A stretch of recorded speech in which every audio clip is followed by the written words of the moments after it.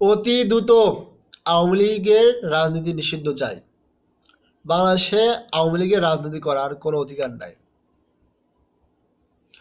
এদেশে তারা ধ্বংস, হত্যা, গুম, খুন, সন্ত্রাসী কায়দায় দেশ পরিচালনা এবং ভারতের একটা অঙ্গরাজ্য প্রতিষ্ঠা করেছিল।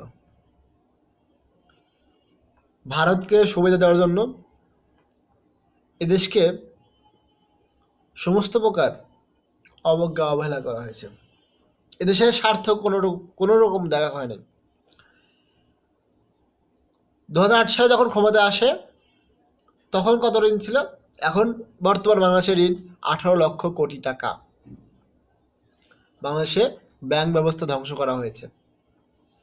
তারপরেও তোমরা যদি বলো আওয়ামী লীগের রাজনীতি চাই,